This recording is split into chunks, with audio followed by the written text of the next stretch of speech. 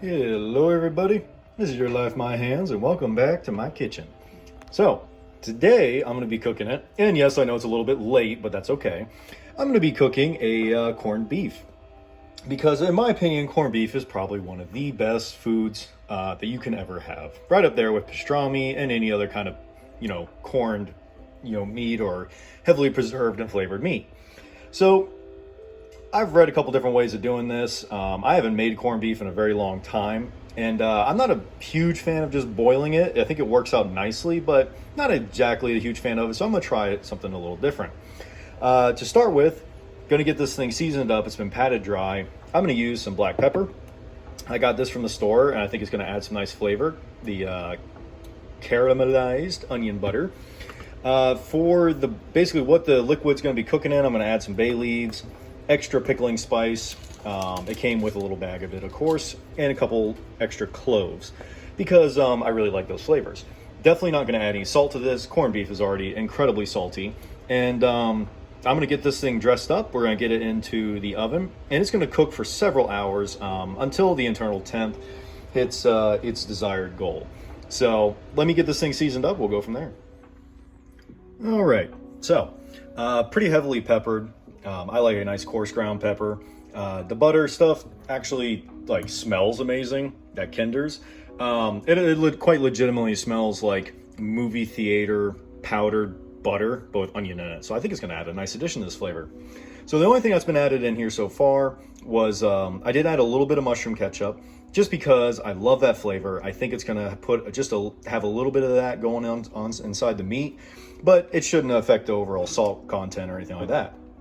Now, what I did forget to get when I was at the store was a Guinness for this, because traditionally you kind of want to cook these things in Guinness. Just kind of goes hand in hand. However, what I do have is the Yingling Black and Tan, and that will actually be a part of our steaming broth here, because this thing's essentially going to be steamed. So we're going to pour that around.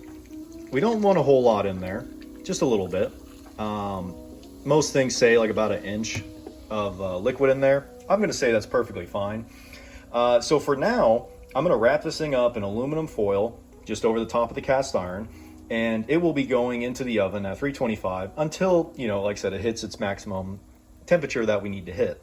Most people say this is about 50 minutes per pound. So looks good so far. Extra spices in there. And I think it's going to turn out great. So I'm going to get this thing covered up. We're going to start baking it, and we'll see how long it takes. All right, so just took it out. Let's go ahead and see what temperature we're sitting at in the thickest part of the roast. Aiming for about 170. Oh yeah, we're there. A little bit overdone even, but that's okay. So for now, in order to add a little bit of color to this thing, I'm going to put it back in there, and we're going to bake it, or probably put it under a broiler for just a short period of time, and we're going to try to get some color out of this thing. And she is done. So a little bit of quick broiling in there just to give it a little bit of color. Let it rest for about 20 to 30 minutes. Give it a few slices, and it just looks wonderful as always for any kind of corned beef. Let's go ahead out of the middle slice and give it a try. I want to see how this came out.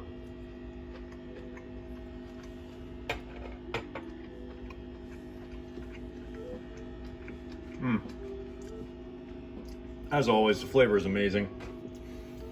Trying this cooking technique, supposedly it was supposed to be a more tender cut of meat.